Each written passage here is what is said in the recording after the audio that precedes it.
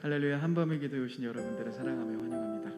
네, 이 시간 우리 앞뒤 분들 함께 눈을 마주치시면서요, 함께 눈인사라도 이렇게 같이 한번 하면서 함께 나아갔으면 좋겠습니다. 네, 잘 오셨습니다. 네, 주님이 우리의 기쁨 되십니다. 네, 그 주님을 바라보며 함께 찬양으로 나아갔으면 좋겠습니다.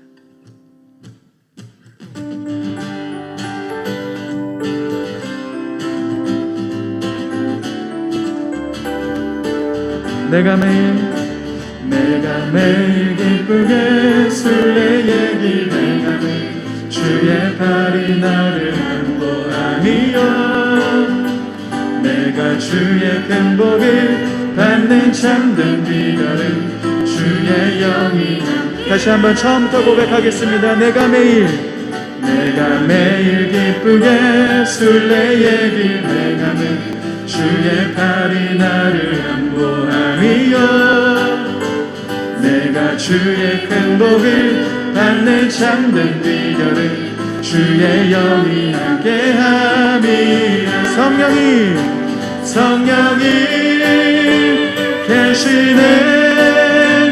할렐루야. 함께하시네. 좁은 길을 걸으며 밤낮 기뻐하는 것 주의 영이 함께함이. 전에 죄에 빠져서 평안함이 없을 때 예수 십자가의 공로임 입어 그 발 아래 엎드려 참된 평화 얻으는 주의 영이 함께함이. 성령이 계시네. 할렐루야. 함께하시네. 좁은 길을 걸으며 밤낮 기뻐하는 것 주의 영이 함께함이. 나와 동행하시고 모든 염려 아시니 나는 숲의 새와 같이 기쁘다. 내가 기쁜 마음으로 주의 뜻을 행하는 주의 영이 함께함이. 성령이 계시네. 할렐루야. 함께하시네. 좁은 길을 걸으며 밤낮 기뻐하는 것 주의 영이 함께함이. 세상 모든 욕망과 나의 모든 정욕은 십자가에 이미 못을 박았네. 어두운 밤이 지나고 무거운 짐 벗으니 주의 영이 함께함이. 성령이 계시네. 할렐루야. 함께하시네. 성령이 계시네. 할렐루야. 함께하시네. 좁은 길을 걸으며 밤낮 기뻐하는 것 주의 영이 함께하. 성령이 계시네. 할렐루야. 함께하시네. 아멘. 좁은 길을 걸으며 밤낮 기뻐하는 것 주의 영이 함께함이. 슬픈 마음 있는 사람 예수 이름 믿으며 영원토록 변함없는 기쁜 마음 얻으리. 예수의 이름은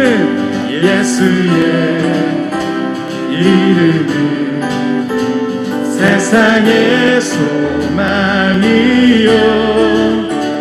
예수의 이름은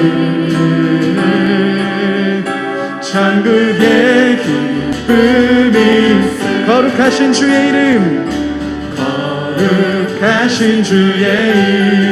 이름 너의 방패 삼으라. 시험 당할 때에 주께 기도드려라. 예수의 이름은 세상의 소망이요 예수의 이름은 천국의 기쁨이 존귀하신 주의 이름 존귀하신 주의 이름 우리 기쁜데도다 주의 품에 안길 때에 기뻐 찬송 부르리. 예수의 이름은 세상의 소망이요 예수의 이름은 천국의 기쁨이세. 예수의 이름은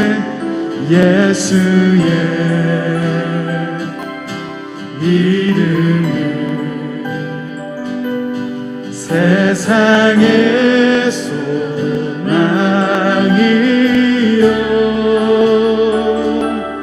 예수의 이름은 천국의 기쁨이. 다시 한번 고백하겠습니다. 예수의 이름은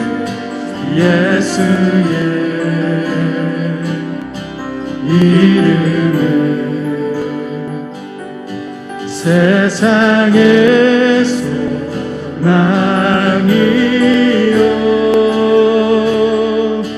예수의 이름은 천국의 기쁨일세.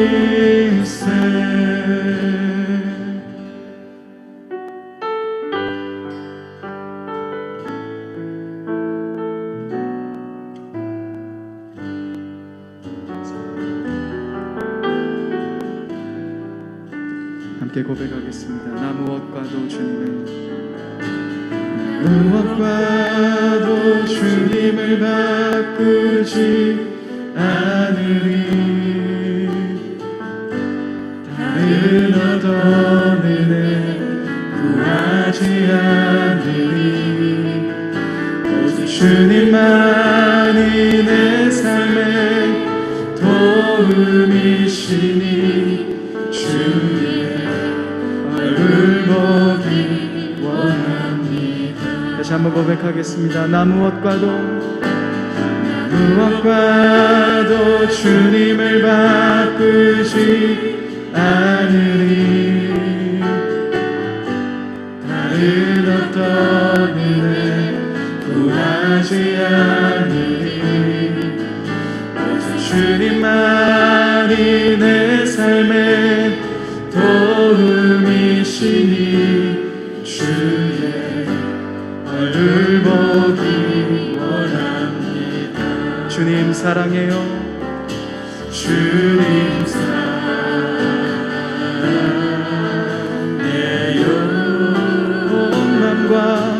온 맘과 정성 다해 하나님의 신실한 친구 되기 원합니다. 다시 한번 처음부터 고백하겠습니다. 나 무엇과도 주님을 바꾸지 않으리. 다른 어떤 은혜 구하지 않으리.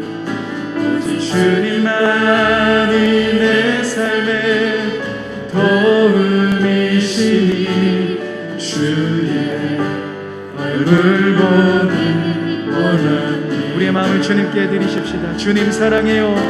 주님 사랑해요.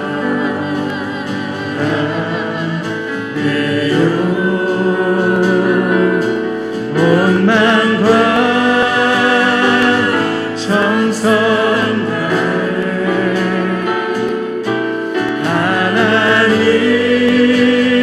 하나님의 신실한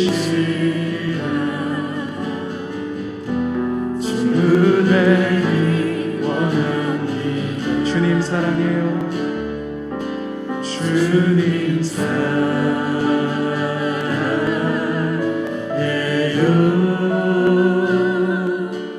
온 마음과 정성 다해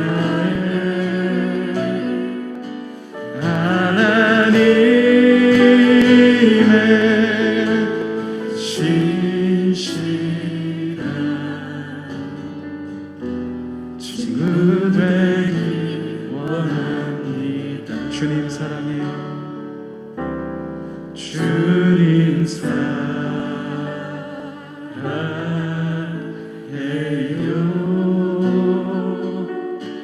온 마음과 정성 다해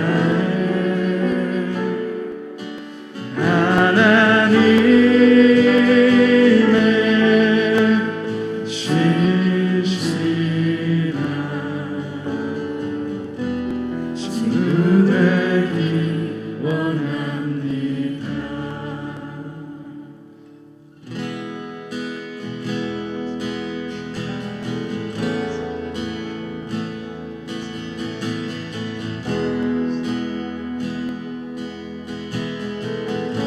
두 손 들고 찬양합니다. 두 손 들고 찬양합니다. 다시 오실 왕 여호와께 오직 주만이 나를 다스리네. 다시 한번 고백하겠습니다. 두 손 들고 찬양합니다. 두 손 들고 찬양합니다. 다시 오실 왕 여호와께 오직 주만이 나를 다스리네. 나 주님만을 섬기리. 헛된 마음 버리고 성령이여 내 영혼 충만하게 하소서. 나 주님만을 섬기리. 나 주님만을 섬기리. 헛된 마음 버리고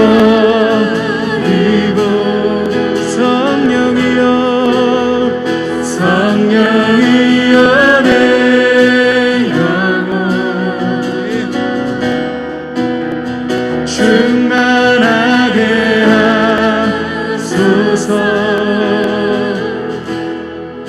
주님 앞에 내 생명 드리리라. 다시 한번 처음부터 고백하겠습니다. 두 손 들고 찬양합니다. 두 손 들고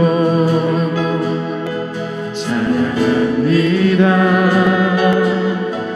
다시 오실 왕 여호와께 오직 주만이 나를 다스리네. 나 주님만을 섬기리. 나 주님만을 섬기리.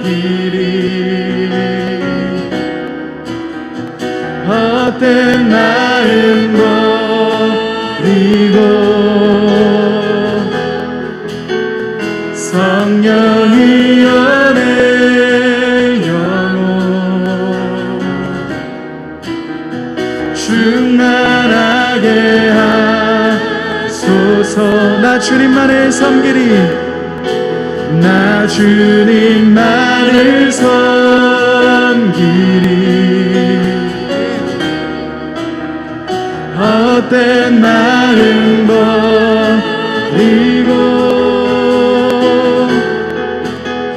성령이여 내 영혼 충만하게 하소서. 주님 앞에 내 생명 드리리라. 주님 앞에 내 생명 드리라. 주님 앞에 내 생명 드리리라. 예배합니다. 예배합니다. 찬양합니다. 주님만 날 다스리소서. 예배합니다. 찬양합니다. 주님 홀로 높임 받으소. 예배합니다. 예배합니다. 찬양합니다. 주님만 날 다스리소서. 예배합니다. 찬양합니다. 주님 홀로 높임 받으소. 예배합니다. 예배합니다.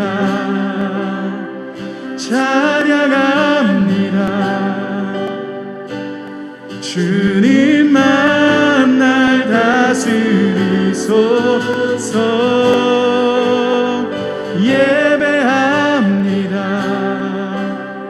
찬양합니다.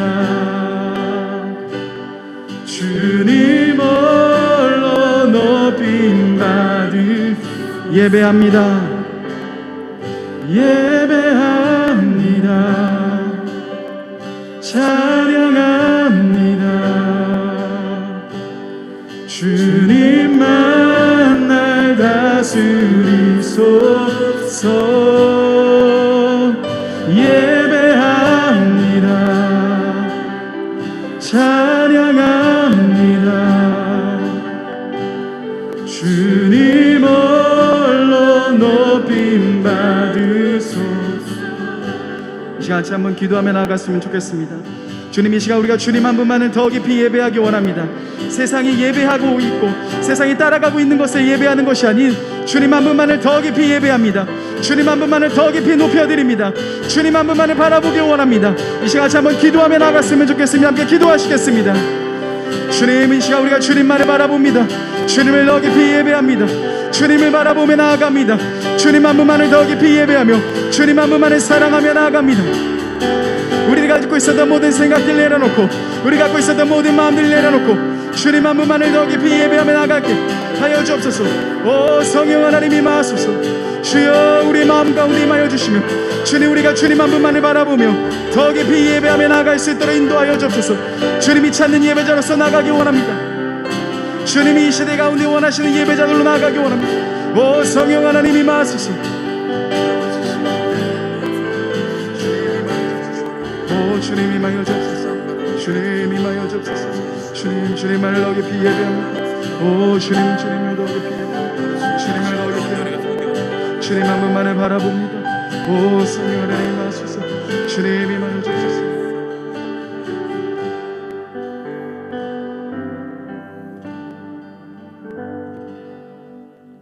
주님, 우리를 함께 이렇게 주 앞에 기도할 수 있는 자리 가운데, 주의 말씀 앞에 설 수 있는 이 자리 가운데 우리를 불러주심에 감사드립니다. 부르시지 않으면, 부름의 은혜 받지 않으면 나올 수 없는 운명인 우리의 삶을 주여 그 사랑으로 붙들어 주셔서 우리로 하나님 예배케 하시고, 우리로 하나님 따라 살게 하시고, 우리로 하나님 사랑 안에 살게 하셨습니다. 주여, 지금 이 시간 그 은혜에 감사하며 그 은혜에 기뻐하며 주 앞에 뛰놀며 경축하며 그렇게 나아가게 하여 주옵소서. 주께서 이 시간 함께 하실 줄 믿사오며 예수님의 이름으로 기도드립니다. 아멘.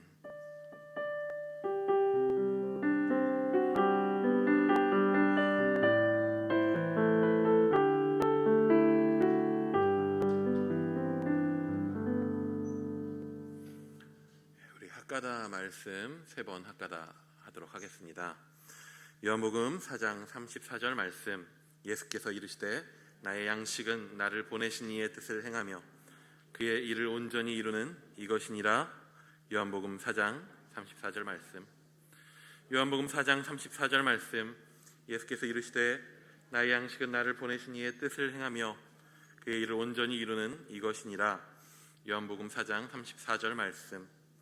요한복음 4장 34절 말씀, 예수께서 이르시되 나의 양식은 나를 보내신 이의 뜻을 행하며 그의 일을 온전히 이루는 이것이니라. 요한복음 4장 34절 말씀. 아멘. 오늘 우리에게 주신 하나님 말씀은 마태복음입니다. 마태복음 5장 13절에서 20절까지의 말씀을 함께 보시겠습니다. 마태복음 5장 13절에서 20절까지의 말씀입니다.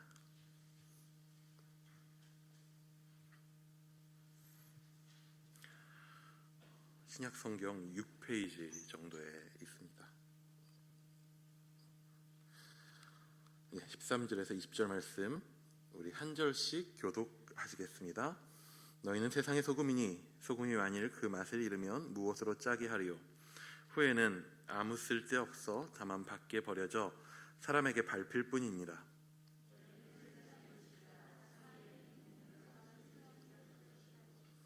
사람이 등불을 켜서 말 아래에 두지 아니하고 등경 위에 두나니 이러므로 집안 모든 사람에게 비치느니라.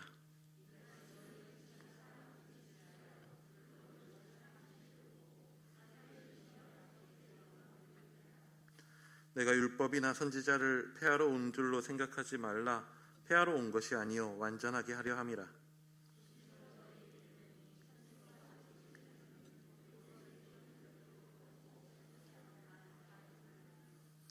그러므로 누구든지 이 계명 중에 지극히 작은 것 하나라도 버리고 또 그같이 사람을 가르치는 자는 천국에서 지극히 작다 일컬음을 받을 것이요 누구든지 이를 행하며 가르치는 자는 천국에서 크다 일컬음을 받으리라.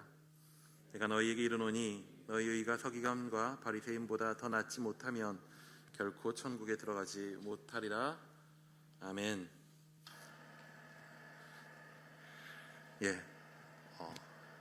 약간 떨리고 약간 울렁거립니다.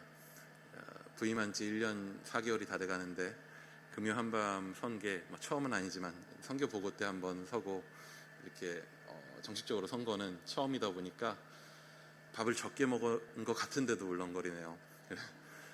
밤에 피곤한 시간에도 오셔서 이렇게 말씀 앞에 또 함께 기도할 수 있는 자리에 오신 여러분을 축복하고 환영합니다. 이렇게 보니까 되게 모여 있으니까 좋네요. 더 많이 자주 잘 모일 수 있는 시간들이 올 수 있으면 좋겠습니다. 오늘 설교 제목은요, 참 좀 아이러니하게 제가 영어를 잘 하는 것도 아닌데 그래서 설교 제목을 발음하는 것도 좀 겁납니다. 영어 잘하시는 전도사님도 저 위에 외국에서 살다 오신 분도 있는데 뭐라고 읽어야 할까요? Rules of Engagement라고 읽습니다. 그냥 한국말로 보통 그냥 번역하면은 교전 수칙이라고 합니다. 이 제목은요, 2000년도에 나온 영화 제목입니다. 사무엘 잭슨과 토미 리 존스, 가이 피어스 이런 배우들이 주연으로 나왔었던 영화인데요. 그 전쟁 이야기입니다. 예멘의 내전에서 미국 대사를 구출하는 과정에서 생긴 민간인과의 총격에 대한 이야기를 다루고 있습니다. 그래서 그 교전 수칙이라는 게 뭐냐면 전쟁 때도 지켜야 되는 수칙들이 있거든요. 당장 예멘에서 대사들을 구하기 위해서 투입됐는데 몰려든 민간인들 안에서 총격이 발생한 거죠. 그래서 근데 총을 들고 있지 않은 무장하지 않은 민간인들을 전시에 쏘면 안 되거든요. 근데 당장 민간인들 쪽에서 먼저 사격이 있었던 거인 거죠. 근데 그것이 확인되지 않자 나중에 이 사건 때문에 그 주인공이 법정에까지 서게 됩니다. 당장 총격이 날아옴에도 불구하고 전쟁에도 지킬 수칙이 있었기 때문에 어떻게 보면 전쟁은 되게 무법천지 같은 상황일 텐데 그 안에서도 지켜야 되는 룰이 있었던 거죠. 이러한 게 바로 교전할 때, 전쟁이 일어날 때 그 안에서 지켜내야 되는 수칙들, 전쟁을 어떻게 해 나갈 것인가에 대한 수칙들, 그게 바로 교전 수칙입니다. 산상수훈의 말씀 중에 일부를 오늘 좀 함께 봅니다. 산상수훈은요, 어떻게 보면 우리는 되게 도덕, 윤리 교과서 같은 이야기를 하는 예수님의 설교로 받아들일 때가 많습니다. 사실 오늘 말씀은요, 지난 12월 16일에 했었던 수요 예배 때 팔복 말씀을 좀 나눴었는데 그 이야기의 연장이기도 합니다. 산상수훈은 그냥 대충 보기에 어떤 내용도 혹시 기억나시는 게 있나요? 산상수훈에? 배우면 되죠. 예. 보면 되게 도덕 윤리 교과서 같은 이야기들을 합니다.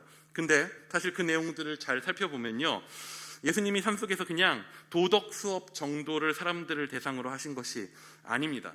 마태복음의 맨 끝에 가면요, 예수님이 제자들에게 지상명령, 가장 우리가 이루어야 하는 그 명령을 하실 때에요, 이런 말씀을 하십니다. 내가 분부한 모든 것들을 가르쳐 지키게 하라 라고 하는 말씀이 나오는데요, 그 안에서 내가 분부한 모든 것들이라고 하면 분부한 모든 것이 어디 나와 있는지는 알아야 되잖아요. 그리고 최소한 마태복음 끝에서 명령하신 거니까 마태복음 안에는 나와야죠.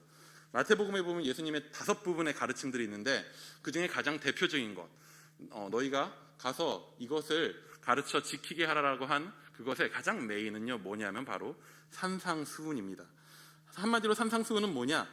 세상 끝날까지 내가 너희와 함께 하겠다라고 예수님께서 약속하시면서, 그렇다면 세상 끝날까지 내가 너희와 함께 하면서 너희는 나와 어떻게 이 세상 가운데서 싸우고 살아가고 가르칠 것이냐, 이 세상 속에서 어떻게 나와 함께 주의 군사로서 싸울 것이냐 라고 하는 것에 대한 이야기이기도 합니다. 어떻게 보면 주님과 함께 세상 속에서 싸우기 위한 전투 교본인 거죠. 예, 저는 군대도 안 갔다 왔는데 전투 교본 얘기를 하는 게 참 민망합니다. 면제인데 영어를 못하는데 영어로 제목을 짓고 면제인데 군대 얘기를 하고 있습니다. 참 아이러니하지만 주의 군사이긴 합니다. 예, 산상수훈이 선포된 장소를 보면요, 우리는 그 선포가 갖고 있는 강력한 의미를 좀 생각해 볼 수 있습니다. 산상수훈이 혹시 어디에서 선포됐는지 아시나요? 되게 단순한 건데, 예, 산에서요. 예. 그러니까 산상수훈이죠. 산상설교라고도 합니다. 산상수훈은요, 산에서 예수님께서 선포한 말씀입니다. 그러면 어디 산에서? 어느 지역의 산에서? 예수님께서 주로 사역하셨던 지역, 바로 갈릴리의 산지에서 예수님이 선포하셨던 내용입니다. 당시 예수님이 살고 계셨던 그 당시 로마 강점기죠. 로마가 이스라엘을 점거하고 있었던 그 시기에 갈릴리는 어떤 지역이었냐 하면요, 다른 어떤 지역보다도 더더욱 갈릴리는 열심당원들, 반로마 무장투쟁을 했었던 사람들이 많이 등장했었던 지역이 갈릴리입니다. 로마에 대한 반역이 갈릴리에서 끊임없이 일어났었습니다. 그리고 갈릴리에서도 특별히 그 무장 독립운동을 하는 사람들이, 이스라엘 사람들이 모인 곳이 어디였냐? 산지였어요. 과거에 적군들과 싸웠을 때 이스라엘이 어떻게 싸웠느냐 하면 산지 안에서 게릴라전을 주로 했었거든요. 갈릴리의 산지는요, 반로마 무장투쟁 단원들이 가장 많이 이용하고 모이는 곳이었습니다. 근데 예수님께서 그 갈릴리 산지에 사람들을 모으고 그 앞에서 사람들에게 선포를 하고 계신 거예요. 지금 당장 그 당시에 예수님이 사람들을 모으고, 예수님을 따라다녔었던 사람들이 생각하기에 예수님은 어떤 사람이라고 생각했느냐, 저분은, 저 가르침은, 저분이 행하시는 저 기적들은 그것들을 볼 때 저분은 하나님 나라를 이 땅 가운데 이루실 분이시구나, 하나님 나라를 이 땅 가운데 이루시기 위해서 싸우실 분이시구나 라고 하는 게 명확하게 보이는 상황에서 예수님이 갈릴리 산지 안에서 사람들을 불러 모아놓고 거기에서 선포를 하셔요. 그렇다면 그 선포가 거기 모인 사람들한테는 어떤 의미로 받아들여졌을까요? 뭐냐 하면, 이제 저분이 여기에서 걸기하시려나 보다, 사람들과 함께 일어나려고 하시나 보다, 이제 전쟁이 시작되나 보다 라고 하는 그런 의미와 그런 생각으로 읽혀졌을 것입니다. 어찌 보면은 그게 팔복은 그러한 맥락 안에서 읽혀지는 게 또 한편으로 맞습니다. 팔복은요, 산상순 중에 팔복은요, 그 전체 선포 중에서 도입 부분이에요. 이제 우리가 함께 싸우러 나갈 거야 하면서 그 도입 부분을 팔복으로 예수님이 시작한 것이죠. 어떻게 가난한 자가, 애통하는 자가, 줄인 자가, 박해받는 자가 행복한 자라고 선포할 수 있겠습니까? 언제 행복하신가요? 최소한 내가 원하는 것이 이루어졌을 때, 내가 원하는 것을 가졌을 때, 최소한 즐거운 일이 있을 때, 웃을 때, 최소한 가난하고 애통하고 박해받는 상황은 절대 행복할 수 있는 상황은 아닙니다. 근데 예수님께서 지금 누가 행복한가? 가난한 자가 행복하고 애통하는 자가 행복하고 박해받는 자들이 행복하다고 이야기합니다. 이건 정확하게 어떤 시점에서 읽어내야지 이게 잘 와닿을 수 있냐면, 독립군의 상황에서 읽으면 편해요. 독립군 대장이 거기 모인 무수한 일제시대, 일제강점기에 고통당하고 있던 사람들이 모여든 그곳에서 선포하는 거죠. 일제에 붙어서 나라를 팔아먹고 오늘을 편하게 사는 사람들이 너희가 보기엔 행복한 자들로 보이냐? 아니다. 오늘 박해받지만, 오늘 그 일제치하에서 고통당하지만, 오늘 거기서 눈물 흘리지만, 그럼에도 불구하고 조국을 배신하지 않고 일제와 싸우는 너희가 행복한 자들이야. 너희가 광복된 조국의 주인이야. 하나님 나라가 너희 것이야 라고 하는 것처럼 광복된 나라가 너희 것이야 라고 이야기할 수 있는 거죠. 예수님은요, 로마의 압제를 넘어서 죄의 권세 가운데 공중권세 잡은 자 아래서 배부르고 편안하게 사는 자들에게는 화가 있다라고 누가복음엔 선포하십니다. 죄의 권세에 가득한 불의하고 불합리한 세상 속에서는 가난하고 굶주리고 박해받는 것이 어찌 보면 하나님 나라의 백성으로서 합당한 거죠. 예수님은 하나님 나라의 군대를 걸기하면서 거기 찾아온 이들의 세상 속 불행과 고통을 도리어 하나님 나라 앞에서 너희는 지금 합당하게 살고 있다라고 선포하는 것입니다. 너희가 틀리지 않았어. 지금 우리가 고통받는 거, 굶주리는 거, 이게 맞아. 그러면 이제 어떻게 할까요? 위로를 하셨습니다. 도입을 하셨습니다. 그러면 이제 그 사람들을 데리고 뭘 해야죠? 세상의 불행을 행복으로 삼으며 오늘을 이 땅에서 살아가는 그런 사람들, 혹은 그런 그리스도인 된 그런 우리가 무엇을 이 땅에서 할 수 있을까요? 생각해 봅시다. 당장에 예수님은 세상 권세와의 전투를 선포하시는데 문제가 있어요. 가난한 자, 줄인 자 오라요. 맞죠? 그 길 위에 서는 게 맞아요. 그러면 그 사람들을 데리고 어떻게 싸울 수 있을까요? 가난하면 건강하기가 힘듭니다. 줄이면 어떻죠? 힘이 안 나죠. 박해받으면 다치죠. 가난하고 줄이고 박해받는 자들이 도대체 이 땅에서 무슨 힘을 가졌다고 그들을 데리고 싸울 수 있겠습니까? 사실 그런 사람들을 데리고 싸우는 것들은 힘듭니다. 어찌 보면요, 세상의 불행을 행복으로 삼으며 오늘 이 땅에서 살아가는 사람들은요, 세상 속에서 바라볼 때 무능해 보여요. 아니, 그런 사람들을 데리고 무슨 일을 할 수 있겠어 라는 생각이 듭니다.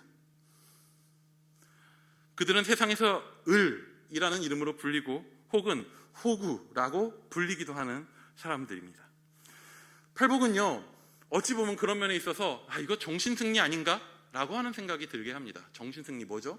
실제로는 아무런 효과 없는데 정신적으로만 내가 옳지, 내가 맞지, 젖잘싸라는 말 혹시 아세요? 줄임말? 졌지만 잘 싸웠어? 그냥 맨날 지고 실패하고 패배하고 아무것도 못 이기는 것 같은데 그래도 나는 맞아 하고 정신승리하는 그런 메시지처럼 들리는 거죠. 당장 가난하고 애통하고 줄이고 고난받는 그런 자들을 데리고 이 싸움터에서 이 전쟁에서 무엇을 할 수 있을까요? 그래서 현실적으로 볼 때 팔복의 선포는 실제적이거나 효율적인 이야기로 보이지 않습니다. 그래서 한편으로 예수님의 선포는 현실성 없는 정신승리로 보여지기도 하죠. 로마의 저항에서 혹은 죄의 저항에서 오늘을 살아가는 것은 참 감사하고 은혜로운 일이지만 세상 속에서 그들은 여전히 약자이고 불쌍하고 바보 같은 사람들이죠. 도대체 가난한 자가 세상 속에서 무슨 영향력을 미칠 수 있을까요? 제가 세상에 영향력이 많을까요? 아니면 이재용 씨가 세상에 영향력이 많을까요? 예, 아무도 대답은 안 하시네요.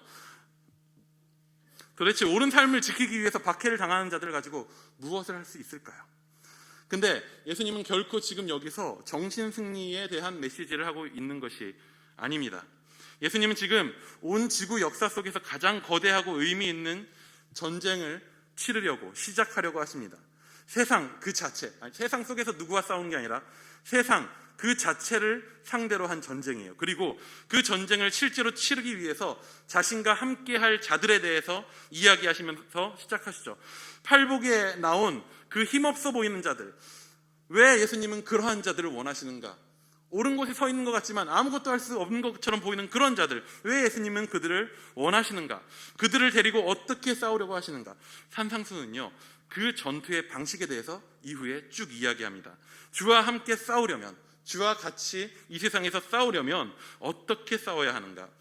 예수님은요, 이에 대해서 가장 먼저 뭘 설명하시냐면, 우리가 군사로서 부름받았을 때 우리는 어떤 병사인가? 우리는 무엇을 하는 병사인가? 나침반을 세우는 걸로 시작하십니다. 예수님은 팔복에 이어서 싸울 우리에 대해서 이야기하시는 거죠. 싸움의 방식과 수칙들, 그리고 전술에 대한 이야기를 하기 전에 이 전쟁을 치르는 우리의 정체성과 그 목적에 대한 나침반을 설정하시는 거예요. 우리는 어떠한 싸움을, 무엇을 위해서 싸우는 병사들인가? 그 이야기가 바로 우리가 잘 아는 소금과 빛에 대한 이야기입니다. 혹시 소금과 빛에 대한 이야기, 어떤 이야기인지 아시나요? 소금이 맛을 잃으면 역할을 못해서 버려지는 것에 대한 이야기죠.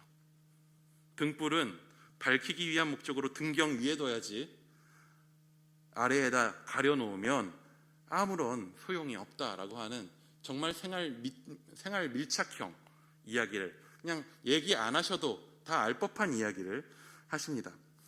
소금과 빛 이야기는요, 본래 이야기하고자 하는 의도를 넘어서 그 윤리적 접근을 많이 시도하게 되는 본문입니다. 사실 이 본문의 맥락을 명확하게 이해하지 않은 상태에서 그냥 이 내용을 보면요, 그래서 소금이 뭔데, 그래서 빛이 뭔데, 소금이 되려면 어떻게 해야 되는데, 빛이 되려면 어떻게 해야 되는데 라고 하는 접근을 우리는 쉽게 하게 되는 거죠. 맥락이 없는 윤리적 메시지가 우리에게 많이 그렇게들 받아들여집니다. 많은 윤리적인 접근들을 시도해 왔습니다. 세상에 소금이 된다는 것은 무엇을 의미하는 것인가에 대한 각자 나름대로의 많은 근거들을 붙이고, 빛이 되기 위해서 우리는 어떤 일들을 해야 하는가, 다양한 생각들을 여기에 붙여서 생각하게 됐습니다. 근데요, 사실 소금과 빛에 대한 이야기는요, 소금이 되기 위해서, 빛이 되기 위해서 너희가 이런저런 것들을 해야 돼 라는 것들을 말하기 위한 본문은 아닙니다. 소금과 빛에 대한 내용은요, 어떤 행동에 대해서 우리에게 요구하는 것이 아니라 너희는 어떤 존재인가 라고 하는, 우리라고 하는 존재, 예수님을 따르는 자들이라고 하는 그 존재의 정체성과 그에 따른 역할이 무엇인가라고 하는 그 기본적인 정체성에 대한 이야기입니다. 우린 이미 예수님을 믿죠. 이쯤 금요 한밤 정도 오시면 다 믿으시죠. 산상에서 선포하시는 예수님 앞에 우리는 제자로 나왔습니다. 혹시 자신이 예수님의 제자 되었음을 부인하시나요? 다행입니다. 계실 수도 있어요.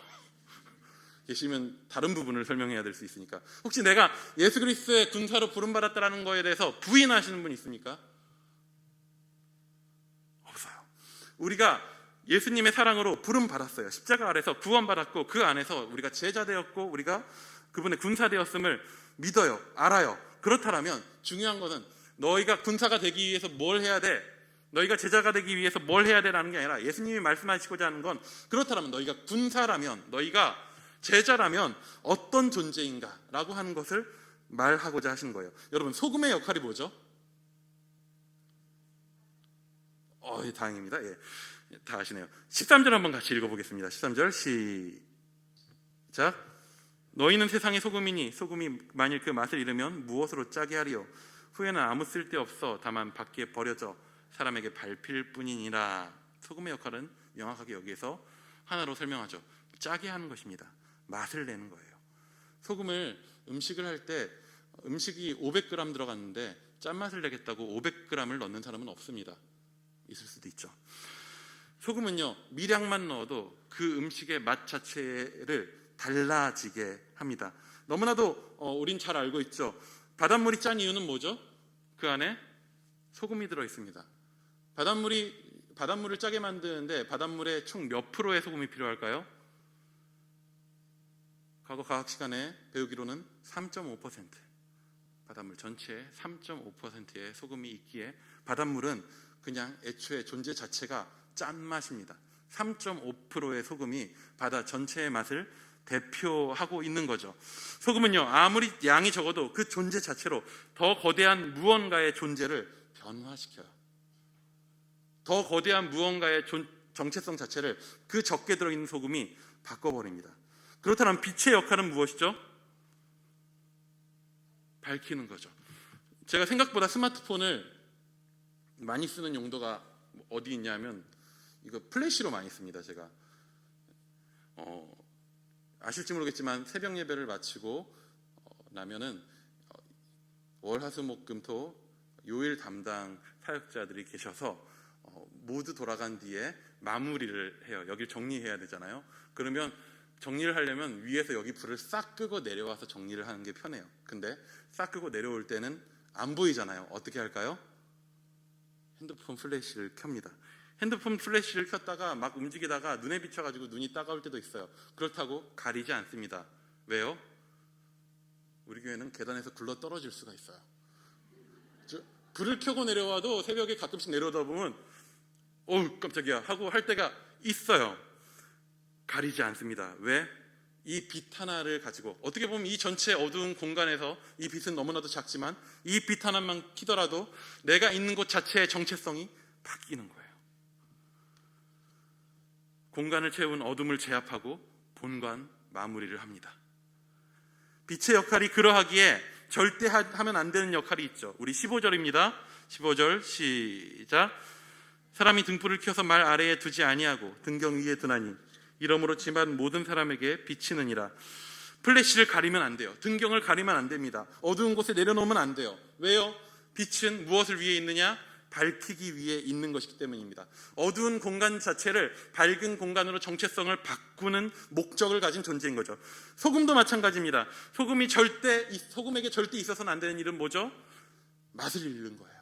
맛을 잃으면 그 역할을 잃어요. 맛을 잃으면 땅에 그래서 버려집니다. 역할을 잃었거든요. 밟혀집니다.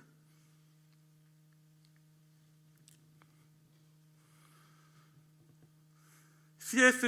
루이스가 쓴 가장 유명한 책 중에 하나인 순전한 기독교라는 책이 있습니다. 거기서 C.S. 루이스는요, 기독교에 대해서 이렇게 이야기합니다. 기독교란 무엇인가를 찾고 찾아서 기독교란 이것이고 저것이고 하는 것들을 계속 더해가는 것이 아니라 기독교가 아닌 것을 다 하나씩 쳐내고 걸러내서 남은 그것이라고 이야기합니다. 우리가 예수의 군사로 제자로 부름받으면서 소금으로 빛으로 살기 위해서 수많은 것들을 생각하고 이것도 해야 되고 저것도 해야 되고 라고 생각하지만 예수님이 우리를 소금과 빛으로 부르셨을 때 우리에게 요구하시는 가장 중요한 것, 우리의 모든 것들을 다 쳐내고 걸러내고 우리에게 남는 것이 무엇인지 우리는 먼저 생각해 봐야 됩니다. 그것은 바로 우리의 기본은 예수 그리스도입니다. 그분이 하나님이신 것을 믿는 것입니다. 그가 사람으로 오셨다는 것과 죄인된 우리를 위해 자신을 내어주셨다는 것, 그리고 그 사랑 안에서 그 사랑을 따라서 우리가 살아가야 하는 것, 그것을 믿는 것입니다. 그것이 우리의 전부인 것이죠. 그것으로 부름받아서 그 사랑 안에서 내가 오늘 소금 되었다는 것, 내가 오늘 빛 되었다는 것, 그것 자체를, 그 정체성을 오늘 유지하는 것, 내가 뭘 더 해야지가 아니라 오늘 내가 사랑받는 자녀, 내가 예수 그리스도를 하나님으로 인정하고 그의 백성으로, 그의 군사로 부름받았다는 것을 인정하고 그 사랑 안에 사는 것, 그걸 지키는 것. 내가 그렇지 않다라고 거절하지 않고, 내가 예수님을 모른다고 부인하지 않고 오늘 예수 믿는 사람으로서 사는 것. 그래서 그렇게 살다 보니 어쩔 수 없이, 내가 예수의 사랑 안에 살다 보니 어쩔 수 없이 사랑해서 가난해지게 되는 것, 그렇게 살다 보니 어쩔 수 없이 애통하게 되는 것, 그렇게 살다 보니 어쩌다 보니 어쩔 수 없이 누구에게 내 성질 한번 내지 못하고 온유할 수밖에 없는 것, 바보가 되고 호구가 될 가능성이 큰 그런 삶, 그게 가장 기본인 거죠. 우리는요, 그렇게 되지 않으려면 어떻게 해야 되냐면 빛을 가려야 돼요. 내가 그리스도인임을 좀 가리는 삶을 살아야 돼요. 내가 예수님을 믿어서 내 안에 나게 되는 그 짠맛을 좀 가려야 돼요. 밖에 나가서 세상 속에서 사람들과의 관계에서 내가 그리스도인임을 좀 가려야 돼요. 그런 경우들 있지 않나요? 손해보면 안 되는 일인 상황에서 내가 그리스도인임이 밝혀지면 민망해지는, 내가 이익을 남겨서 팔아야 되는데 내가 그리스도인임을 상대방이 알면 뭔가 좀 민망해진, 그래서 내가 그리스도인임이 세상에서 손해보는 일이 될까 봐 드러나지 않기 원하는, 그래야 세상에서 편하게 삽니다. 가려야. 나를 위해서, 우리를 위해서 자신을 십자가에 내어주신 사랑을 까먹은 사람인 양 사는 것이 세상 속에서는 편합니다. 그래서 그렇게 하면 바보가 되지 않을 수 있습니다. 돈을 벌 수 있습니다. 하지만 그러지 않고 우리가 만약에 맛을 지키려고 한다면 어떻게 될까요?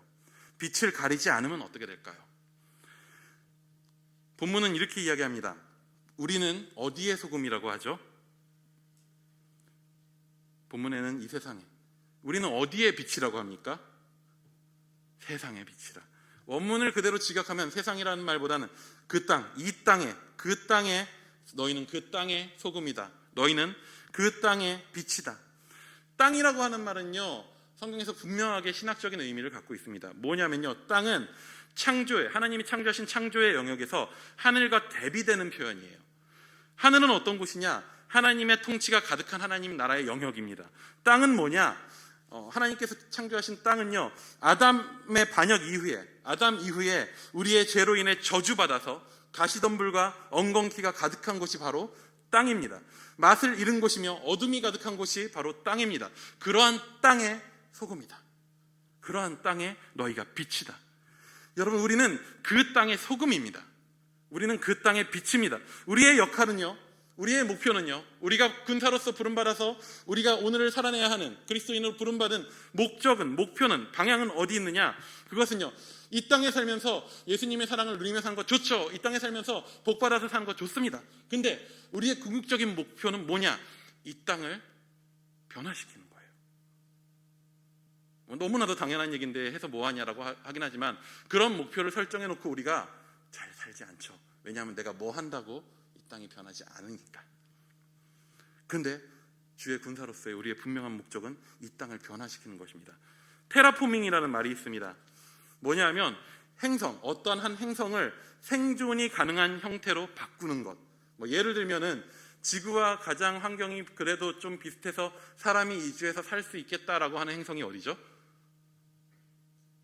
화성이죠. 요즘에 화성 막 탐사선 이야기가 뉴스에 많이 나오는데, 왜 이렇게 탐사선을 거기 보내냐? 거기가 어떻게 보면 사람이 정착할 수 있는 곳으로 만들 만한 곳인데, 화성 같은 곳을 사람이 살 수 있는 공간으로 환경을 바꾸는 것, 그런 걸 테라포밍이라고 합니다. 어찌 보면요, 우리는 이 땅의 소금과 빛으로서 그 역할을 하는 거예요. 죄와 죽음으로 가득한 이 땅에서 예수 믿는 자의 정체성을 유지하면서 가난하고 애통하고 줄이고 박해받지만 그 자리에서 떠나지 않기로 작정하는 것.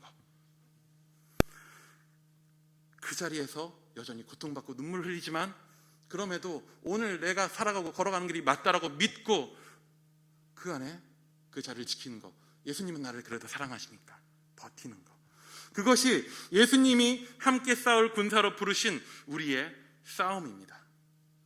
그렇다면 그 싸움을 해나가기 위해서 그러한 정체성을 지키면서 어떻게 이 땅 가운데 세상과 싸우면서 살 수 있을 것인가, 그것이 이제 뒤에 나오는 내용입니다. 사실 그 방법은요, 우리에게 있어서는 꽤나 정말 안 익숙한 방법입니다.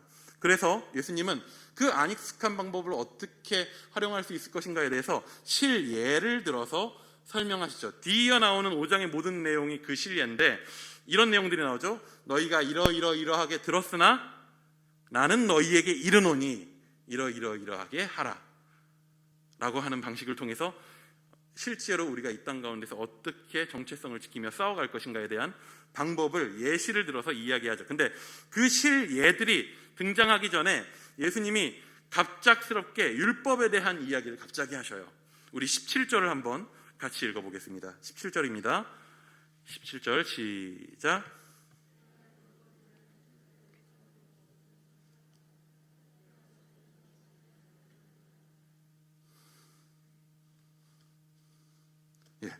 어떻게 싸울 것인가 라는 실예를 예수님이 이제 들어야 되는 상황인데, 사람들이 그러면 기대하겠죠. 군대에서 군대 안 갔는데 계속 군대 얘기를 하니까 되게 찔리네요. 합법적으로 안 갔습니다. 상상력으로 얘기한 겁니다. 군대 갔을 때, 훈련소 갔을 때 아마 조교들이 와가지고 뭘 계속 가르치겠죠. 전쟁이 터지면 어떻게 해야 된다, 싸움이 나면 어떻게 해야 된다, 막 총검술 같은 거 배우잖아요. 싸우는 기술들 다 배운 거 아니겠습니까? 그렇겠죠? 가신 분들은 나중에 대답해 주시기 바랍니다. 근데 그러한 상황이에요. 예수님이 이제 이렇게 싸워야 되라고 뭔가 총검술이라도 가르쳐 주셔야 되고, 뭔가 참신한 신박한 예수님의 무기를 보여주셔야 되는 상황인 거죠. 근데 교관이신 예수님이 무기를 들고 나오는데 어떤 무기를 들고 나오셨냐면 그 무기가 율법이에요.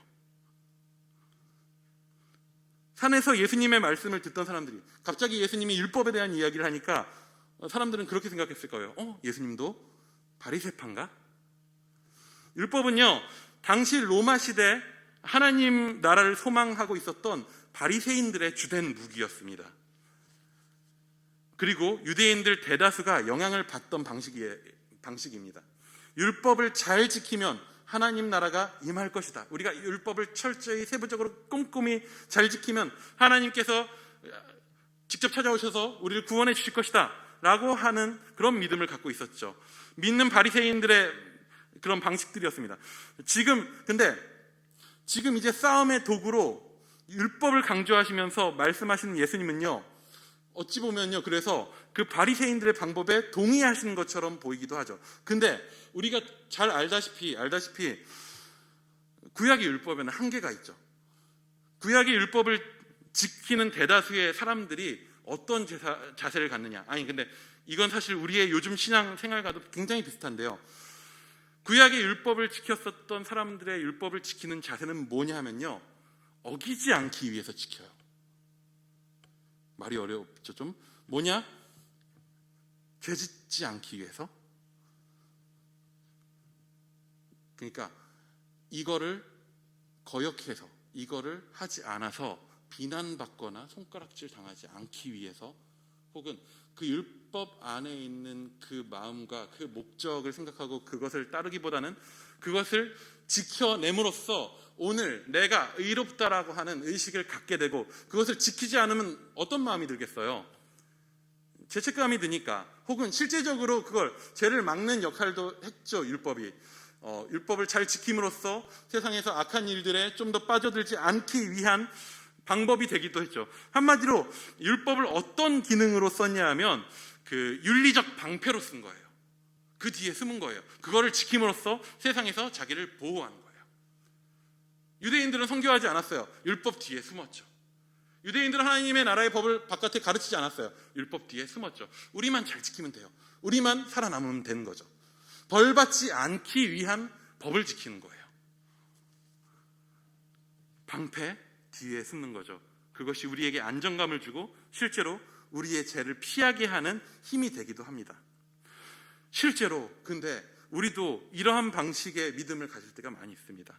예수 믿음을 죄책감을 피하는 방법으로 할 때가 굉장히 많아요. 여러분, 우리는 예배를 왜 드립니까? 여러분, 혹시 예배 기도에 왜 나오셨나요? 안 나오면 찔려서? 그것도 중요한 이유가 될 수 있습니다. 찔려서라도 나오신 분들을 축복합니다. 예배 왜 나오셨습니까? 기뻐서 나오셨나요? 감사해서 나오셨나요?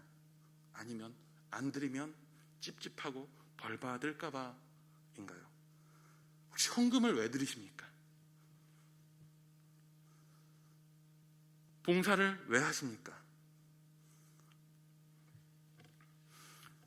만약에 그 의도와 이유가 죄책감을 피하고 찔리는 걸 피하고 하나님 앞에서 심판받는 것을 피하기 위한 어떠한 나의 수고라면요, 그 방식의 결과는요, 죄책감을 피하기 위한 삶과 영향력 없는 일상으로 결론이 날 가능성이 높습니다. 예수님은요, 율법을 다룸에 있어서 이러한 율법적 신앙 태도가 아닌 새로운 방식을 말씀하시려고 합니다. 우리 다시 한번 17절과 18절까지를 한번 읽어보도록 하겠습니다. 17, 18절입니다. 시작. 내가 율법이나 선지자를 폐하러 온 줄로 생각하지 말라. 폐하러 온 것이 아니요 완전하게 하려 함이라. 진실로 너에게 이르노니 천지가 없어지기 전에는 율법의 1.1획도 결코 없어지지 아니하고 다 이루리라. 이전의 사람들은요, 율법을 방패로 썼어요. 그 뒤에 숨어가지고 자기를 지키는 도구 정도로 쓴 거죠. 근데 방어만 계속하면 밀릴 수밖에 없단 말이에요.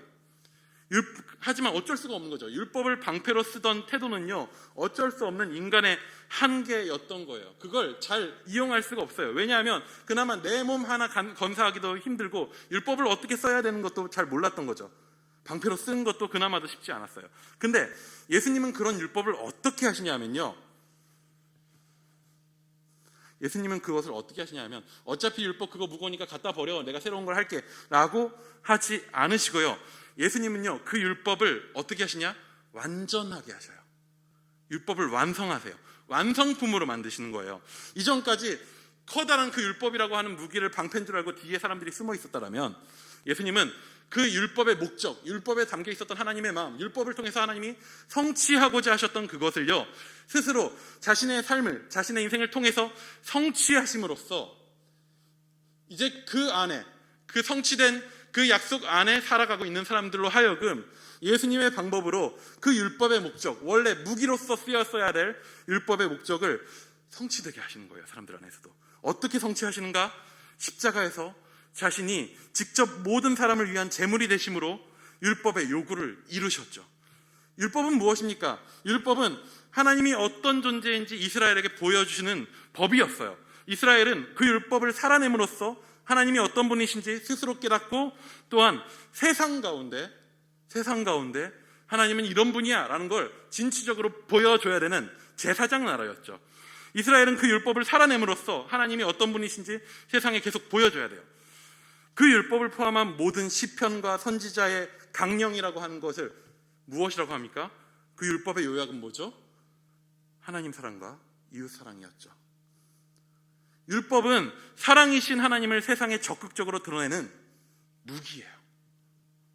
신앙생활은, 우리의 신앙이라고 하는 것은 그 뒤에 숨어가지고 나에게 안정감을 두고, 그 뒤에 숨어가지고 오늘 나의 종교심을 채워주고 하는 그 정도의 도구가 아니라, 그거는 방패 뒤에 숨는 거예요. 하지만 하나님은 우리에게 율법을 방패로 주시지 않으셨어요. 예수님은 방패인 줄 알았었던 그 무거운 무기를 성취하심으로써 자신의 힘으로 그 무기를 들어 올리셔서 세상을 향해서 휘두르셔요. 구약 백성들은 그 크고 강한 무기 뒤에 숨었어요. 왜요? 들 수 있는 힘이 없어서, 그걸 어떻게 다뤄야 되는지 몰라서. 근데 예수님은 그 무기를 들고 휘두르심으로써 어떻게 율법으로 세상 가운데 세상의 어둠을 몰아내고 사랑으로 세상의 어둠을 몰아낼 수 있는 것인가라는 걸 보여주셨어요. 사랑의 목적으로 율법을 사용하면 되는 거였어요. 그분이 그걸 우리에게 보여주신 거죠. 예수님은 이때 산상수훈을 말씀하실 때에는 아직 그것들을 완성하진 않으셨지만은 이후에 십자가를 통해서 그 일들을 하실 것이기에, 율법을 성취하실 것이기에, 이제 그 사랑 안에 살아가는 자는 율법을 이제부터 다르게 사용해라 라고 하는 것을 요구하십니다. 어떻게 요구하시냐? 다음 주에 살펴보겠지만 이러한 내용들이 있죠. 옛 사람에게 말한 바 살인하지 말라. 살인하면 심판받게 될 것이다. 이런 식으로 옛사람에게 말했죠. 구약엔 이렇게 얘기했습니다. 뭐냐? 예수님의 성취를 경험하지 못한 구약 백성들은요, 이게 한계였어요. 심판받지 않으려면 살인하지 말아야 하는 거예요. 그에 따라오는 벌이 두려워서 내 몸을 지키기 위해서 율법을 행해야 되는 거예요. 살인하면 안 되는 거예요. 근데 예수님은 이걸 바꿔요. 형제에게 노하고 미워하기를 멈추라고 말씀하셔요. 욕하기를 멈추라고 이야기하셔요. 형제는 노하고 미워해야 될 대상이 아니라 그는 사랑의 대상이며 화목할 대상이다로 바꾸십니다. 내가 심판받을까 봐 두려워서 그를 미워하는 것을, 그를 살인하는 것을 피하는 정도가 아니라, 아니다, 너희는 사랑받고 있으므로 그들을 사랑하는 삶으로 나아가야 된다. 또 이렇게 말씀하시죠. 간음하지 말라고 들었습니까? 간음하지 말라고 들었냐?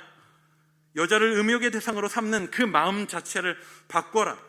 여자를 음욕의 대상으로, 또는 사람을 자기 욕심을 채울 대상으로 바라보기를 멈추고 그를 진정으로 사랑하기 위한 방법과 삶을 살아내라. 욕심으로 사망에 이른 우리를 위해 그 사망을 자기 몸으로 지신 예수님의 사랑 안에서 이것이 가능해지는 거죠. 예수님을 통해 이루어진 율법의 성취는 예수님을 대장으로 예수와 함께 예수의 방식을 따라 살아가는 사람들 안에도 동일하게 성취됩니다. 예수님이 그 율법을 성취하신 것처럼 우리 또한 그의 안에 있을 때 성취되죠. 로마서 8장 4절에는 이렇게 말씀합니다. 육신을 따르지 않고 그 영을 따라 행하는 우리에게 율법의 요구가 이루어지게 하려 하심이니라. 이전에 썩어질 육신의 욕구에 따라 살지 않고 예수의 사랑 안에서 그의 영을 따라 사는 이들 안에 율법의 요구가 성취됩니다. 오늘 버티고 그냥 그 안에서 예수님 믿는 사람으로서의 정체성을 지키면서 그냥 견디며 사는 것 같지만 그 사람의 삶을 통해서 사랑이 빛이 어둠을 물리치는 거죠. 조금씩. 되게 무능해 보이고 큰일을 이루지 못하는 것 같이 보이지만은요, 사실 생각해 봅시다. 우리는 그렇게 살고 있는지. 어찌 보면 그렇게 사는 것을 피하고 종교 생활을 해와서, 그렇게 사는 것을 택하는 대신 율법적인 종교 생활을 해와서 심판받을까 봐 예배드리고 지옥 갈까 봐 예수 믿는 것에 머물러서, 그리고 이 삶 안에서 세상을 바꾸는 것, 하나님의 목표이신 세상을 바꾸는 일에 마음을 두기보다는 그냥 이 세상 가운데에서 어떻게든 복받고 사는 것이 우리의 목표여서 우리는 애초에 그것을 시도조차 하지 않아서, 그런 사람이 너무 많아서 어찌 보면 우리는 이 땅 가운데서 소금과 빛이 되는 역할을 너무나도 많이 실패한지도 모릅니다. 예수님은 이렇게 말씀하십니다. 너희의 의가 서기관과 바리새인을 이겨야 된다. 어떻게 서기관과 바리새인을 이깁니까? 율법을 하나를 지키고자 율법의 세부 조항을 만드는 사람들인데, 자신의 모든 삶을 율법을 지키기 위한 방법으로 가득 채운 사람들인데 어떻게 이기겠습니까? 노력으로 못 이깁니다. 예수께서 원하는 우리가 해내야 되는 방식은 무엇이냐? 율법의 목적, 율법을 통해서 이루고자 하신 하나님의 그 마음, 그것을 통해서 서로를 사랑하고 서로의 짐을 지는 일들을 우리가 함으로써, 율법의 원래 목적대로 우리가 살아냄으로써, 예수 그리스도의 사랑 안에서 율법을 살아냄으로써, 오늘 하나님의 의가 우리의 삶에 성취됨으로써, 그 방법으로만 우리는 서기관과 바리새인을 이기게 됩니다. 우리는 너무나도 쉽게 고지론을 말합니다. 세상 가운데서 많은 힘을 얻고 영향력을 끼쳐야 세상을 바꿀 수 있을 것이다. 그랬더라면 예수님은 황제가 되셨을 것입니다. 세상에서 많은 것들을 가져야지 사람들에게 인정받을 것이다. 그렇다면 예수님은 절대 맨몸으로 십자가를 지시지 않으셨을 것입니다. 우리의 삶의 방식은, 우리가 그리스도의 제자로서, 병사로서 부름받았다라고 이야기하는 우리의 삶의 방식은 그 예수님을 따라가고 있는지 우리는 한번 돌아보아야 합니다.